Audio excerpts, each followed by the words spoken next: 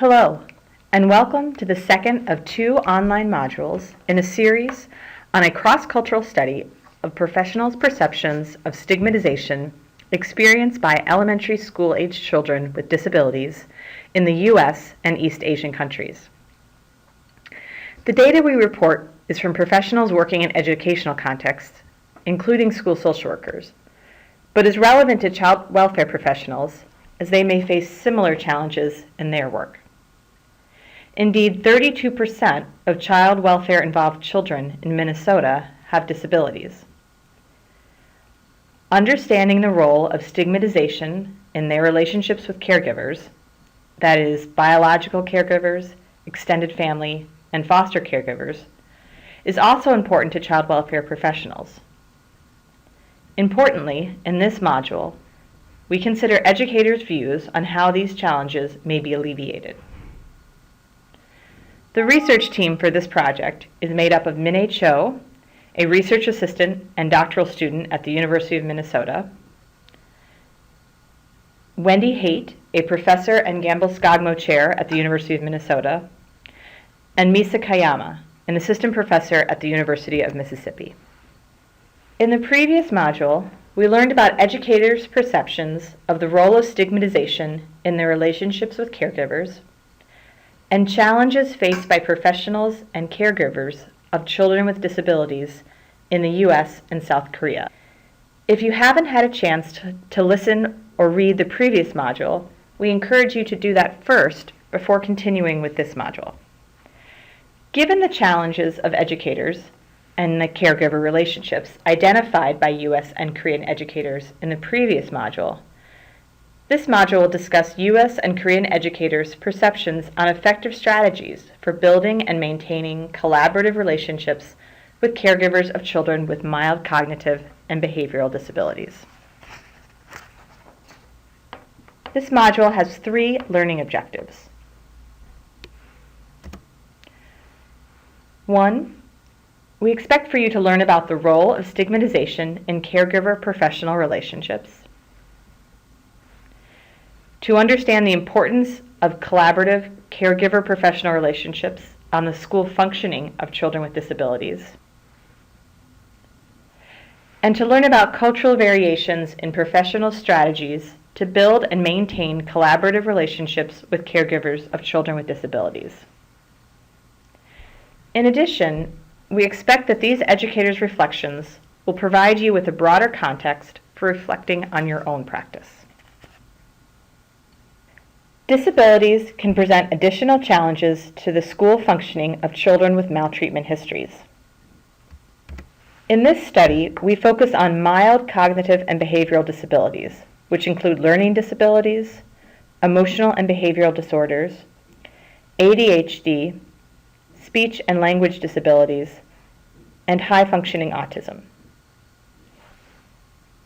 Children with disabilities are overrepresented in the child welfare system. For example, in Minnesota, in the 2009-2010 school year, 32% of children with maltreatment histories in grades 3 through 6 were eligible for or received special education services. However, most often their struggles are hard to recognize because of the mild nature of these disabilities. Accordingly, it causes various problems such as delay in assessment and timely intervention.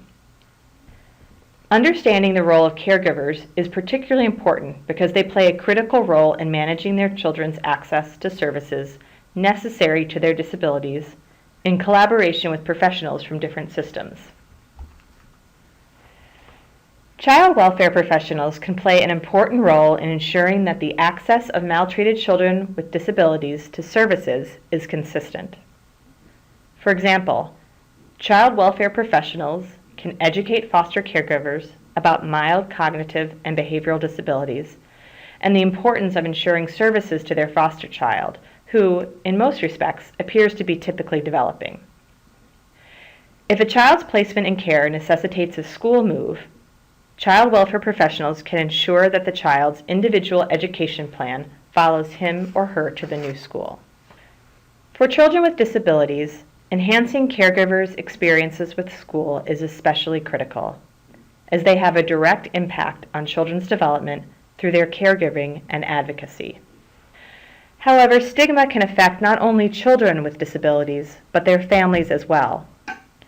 Goffman defined courtesy stigma as occurring when both the stigmatized person and his or her intimates are treated as one negatively valued social unit. Courtesy stigma can be experienced by caregivers of children with disabilities. Internalizing and responding to courtesy stigma can add another layer of stressful demands to raising a child with a disability. As children with disabilities and their caregivers encounter others' expectations for them, they may respond in a variety of ways, including ignoring, denying, accepting, and actively embracing culturally normative beliefs. Many caregivers of children with disabilities are required not only to cope with the demands of their child's disability, but also with social exclusion and others' demanding, hostile, or rude behaviors. Caregivers of children with disabilities play a critical role in working with professionals to manage their children's access to special education and other services. In the literature on school functioning of children with disabilities, many educators describe that they can best support children with disabilities when they have established collaborative and trusting relationships with their caregivers. Before we talk about educators' perception on the effective strategies to build and maintain the collaborative relationships with caregivers of children with disabilities, here we're going to take a quick look at the challenges in the caregiver-educator relationships in the U.S. and South Korea. Educators describe the impact of stigmatization on caregivers. U.S. educators describe the challenge primarily as how stigmatization impacts individual caregivers and their children. Korean educators describe the problem in terms of caregivers' social contexts and their children's social functioning. In establishing and maintaining collaborative relationships, U.S. educators emphasize their struggles to deal with caregivers' emotional responses, especially given relatively rigid formal procedural guidelines for special education. Korean educators emphasize dealing with complaints from both caregivers of children with disabilities and caregivers of typically developing children. Educators in both countries describe their emotional responses to caregivers' resistance and emotional displays. U.S. educators express their frustration toward uncooperative caregivers while being pressured by the requirements of IDEA. Korean educators describe their struggle to conceal their own responses to caregivers in communication about their children's disabilities. Cultures vary considerably in how individuals understand social issues, including disabilities, and appropriate societal responses to those issues. Based on what we learned about challenges described in the previous module, in this module, we will discuss educators' perceptions of effective strategies for building relationships with caregivers. We will also think about implications for educators and child welfare professionals. To learn about educators' perceptions of effective strategies for building and maintaining the collaborative relationships with caregivers, we recruited 18 U.S. educators from one school and 43 Korean educators from 34 schools in 2 cities in South Korea. All educators had experience working with children with mild cognitive and behavioral disabilities. They were from diverse professional backgrounds, including administrators, classroom and special education teachers, and other professionals such as school social workers. In this study, we conducted semi-structured, audio-recorded individual interviews lasting 30 to 60 minutes in the participants' native languages, in private spaces such as conference rooms, offices, and classrooms after school. After the interviews were transcribed verbatim, we conducted inductive emic coding to understand participants' own understandings and perceptions on the relationship with parents of children with disabilities and effective strategies to address those challenges and build and maintain the collaborative relationship with those parents. We will begin with our findings from the U.S.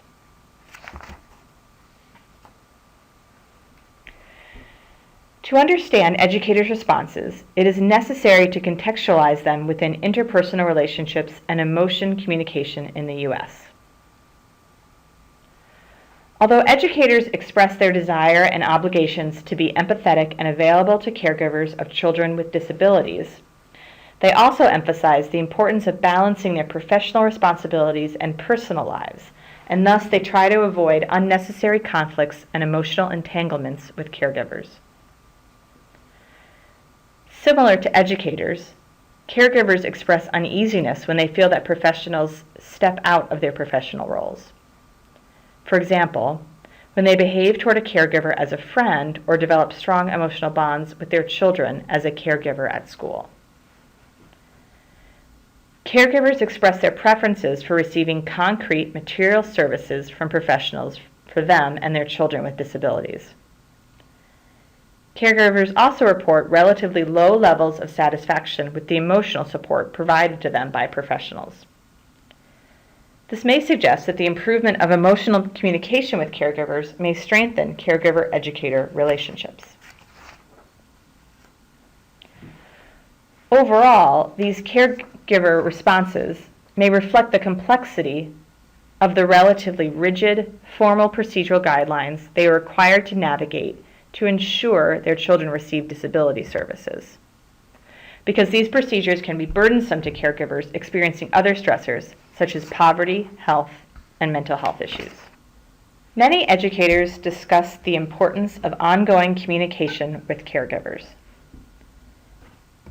Educators also try to help caregivers understand the IEP procedures by demonstrating empathy.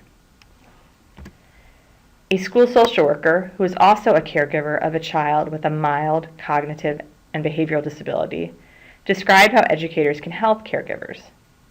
They try to express empathy toward caregivers by talking with them as a caregiver.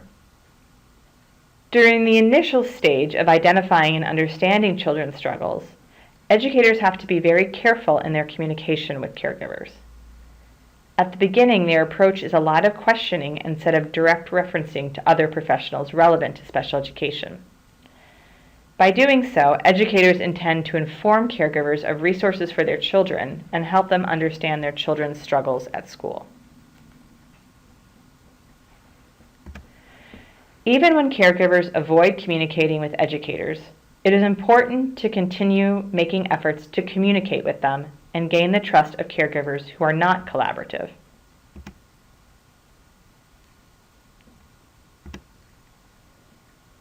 This quote is part of a conversation with a special education teacher who said, "Whatever reason they gave for missing a meeting, I am just going to accept that that's their reason why they couldn't be there. I'm not going to make any judgments. I mean, whatever judgments we make as humans, it doesn't negate the fact that they are the caregivers and that they are trying their best for their child." This teacher's approach to caregivers who avoid communication with them is non-judgmental and accepting. In addition to engaging caregivers who are not collaborative, educators described how they gain their trust. A classroom teacher described the importance of opening up the door of communication with those caregivers. She articulated it in this quote, "The biggest thing I want first and foremost is for caregivers to believe that I'm working on behalf of their child, and I want to team with them in working on behalf of their child. And so, opening up the door of communication and making sure that they're well aware of their rights and that they are the ones who are making the final say, and what we're giving them is recommendations, but ultimately it is up to them. And I feel like that's empowering caregivers. And then it almost builds a level of trust. Well, they will trust us as educators to say, okay, then I trust that you're going to make the right decision because you're not telling me what to do. You're involving me in the process." Educators also discussed that it is necessary to help caregivers to navigate the complicated, individualized education plan procedures so that they can better advocate for their children. Each child who qualifies for special education services receives an individualized education plan to meet their needs in education. A classroom teacher described how it is difficult for caregivers to participate in meetings. The teacher understands the academic language. The school system language can be hard for caregivers to follow. Even the language can be confusing and overwhelming for caregivers. Now we are going to review the study findings from South Korea. The caregiver-educator relationships in South Korea are very different from those in the US.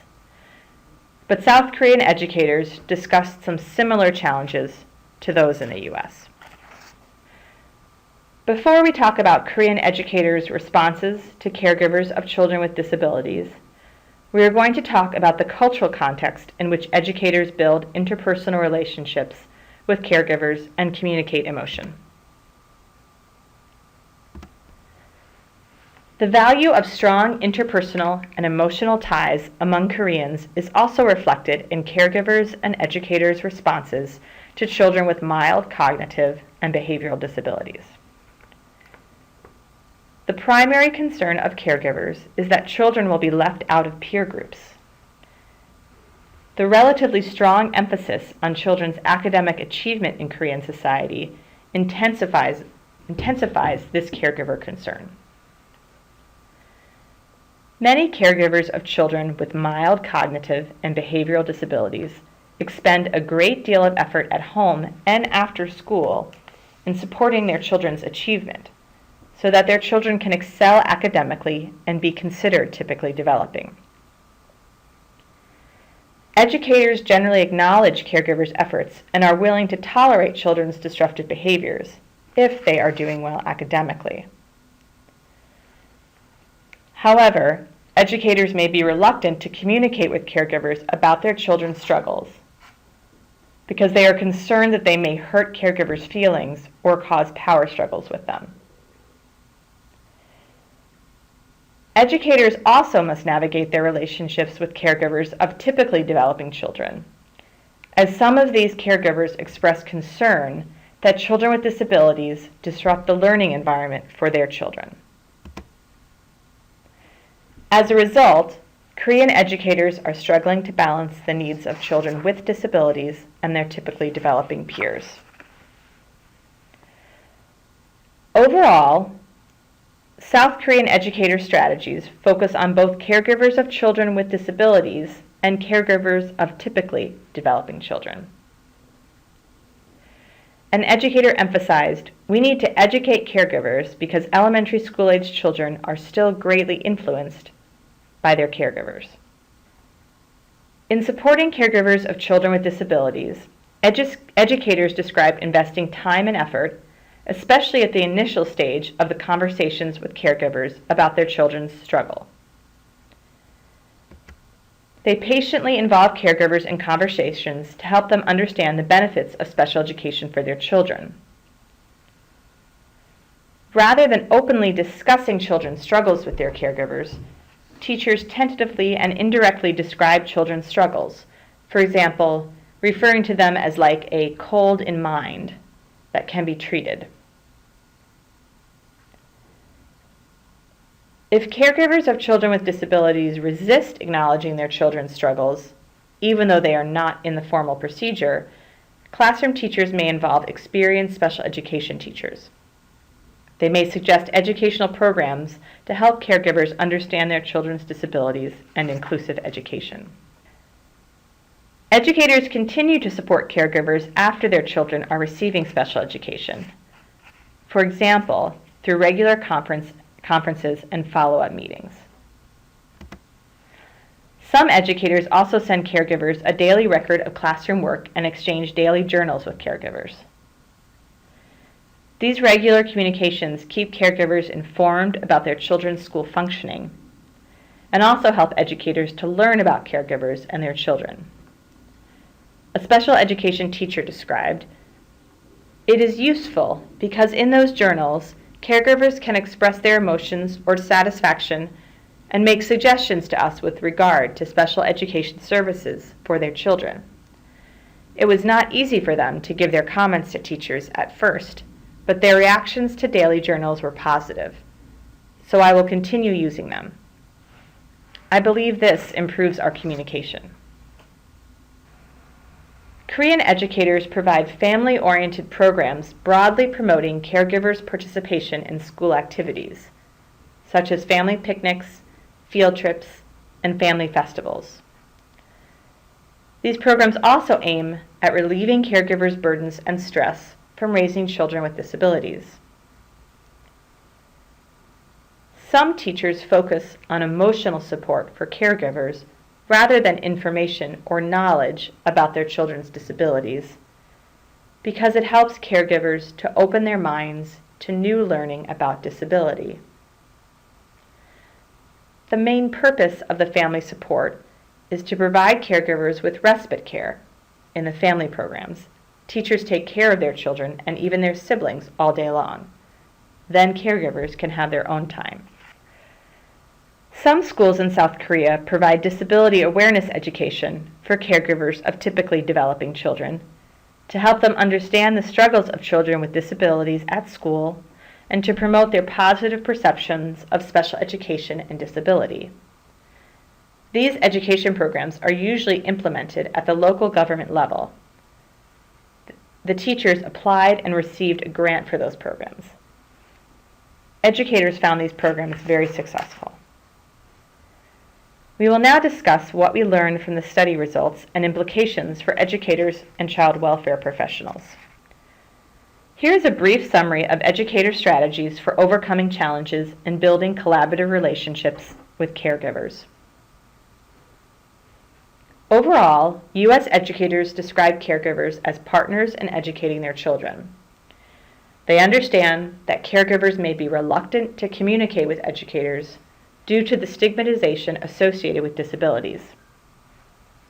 While they try to be supportive of such caregivers, they also experience frustration in building collaborative relationships with them.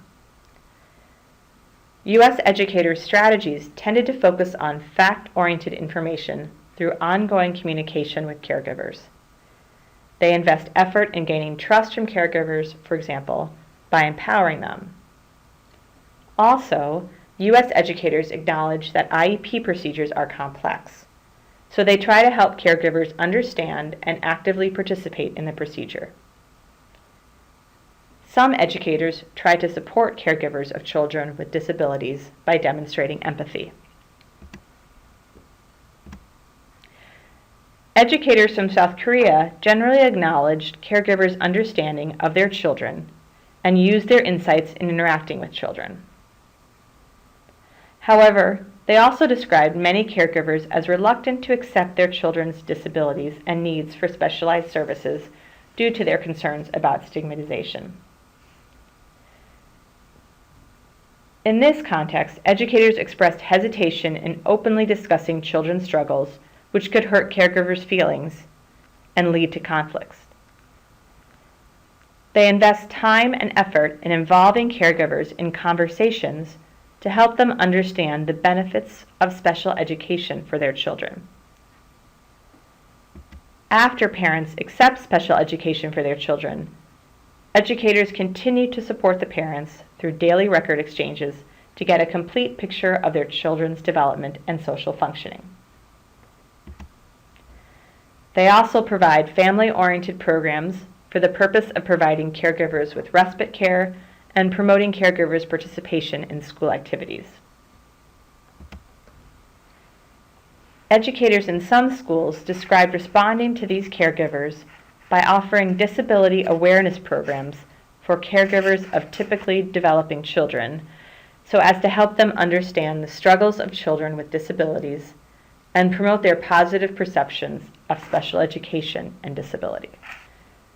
To ensure that the nearly 1/3 of maltreated children with disabilities receive appropriate and consistent support for their academic success, child welfare professionals can educate caregivers, including biological and foster parents, regarding the needs of their typically developing children for services. They can encourage caregivers to communicate with them about their children's disability needs. They can modify as appropriate communication strategies identified by educators, and recognize cultural variations in how caregivers may understand and respond to children's disabilities. In closing this module, here are some questions that could help you reflect on your own practice based on what we have learned from educators in both the US and South Korea. What strategies do you find either similar to or distinct from your practice in terms of building and maintaining collaborative relationships with caregivers? What service procedures in child welfare do you find challenging for caregivers of children with disabilities to understand and follow? What effective strategies do you suggest to educators from your own experience? What information concerning children with disabilities at school do you want to share with caregivers? What kind of family-oriented programs would you provide? What do you think are the positive effects of awareness education for caregivers of typically developing children? If you are interested in more information about this study or related work, here is a list of references that may be useful to you.